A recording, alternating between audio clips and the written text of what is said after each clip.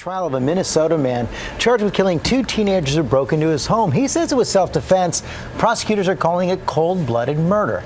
And ABC's Gio Benitez is here with the story. Good morning, Gio. Good morning to you, George. Listen to this. The man waited a day after the shootings to ask a neighbor to call police. And when they arrived, he showed them the bodies of the two teenagers. And now, the start of a tangled trial.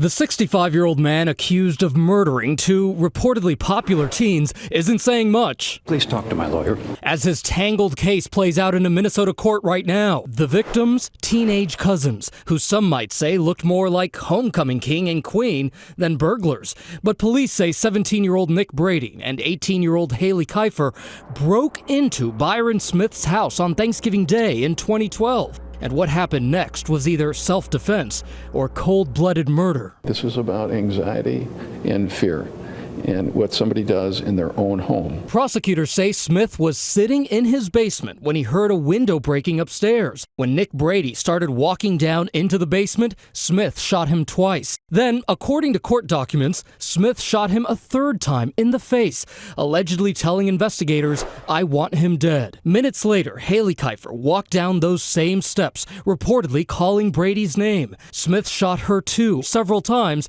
telling investigators the last time he fired was a good, clean finishing shot. Smith told police he had been living in fear after several break-ins. He's pleaded not guilty, saying he shot the teens in self-defense. But in opening statements Monday, prosecutors said Smith planned the killings, lying in wait for the two teens in his basement with a book, two guns, energy bars, and a bottle of water.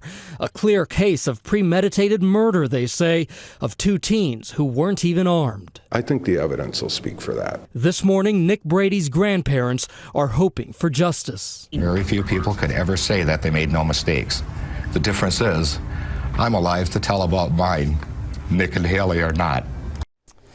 And meanwhile, Smith is reportedly a retired State Department security engineer, and now his defense plans to argue that the two teens had broken into houses before. George. Okay, Gio, thanks very much. Dan Abrams has moved over here. A lot of tangled issues in this case, and I think a lot of people will be surprised to learn that defending your home isn't necessarily a winning defense. Right. It is a defense here, and you do have more ability to use deadly force in your own home when you're trying to prevent a felony or you're trying to protect yourself. But there are going to be two key words in the law: necessary and reasonable.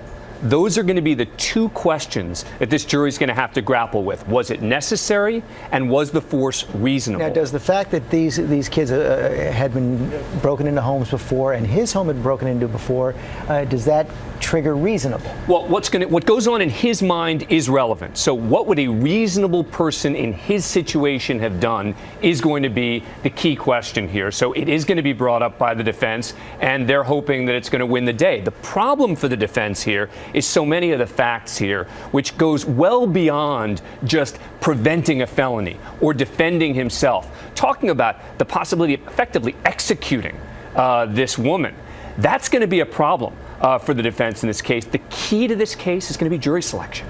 It is going to be so important what kind of people you get on this jury. Are they the kind of people who would say, hey, you break into someone's house, you were asking for it, you got what's coming to you, versus people who are going to focus very specifically on the law in this case, which has those two key words, necessary and reasonable. Okay, Dan Abrams.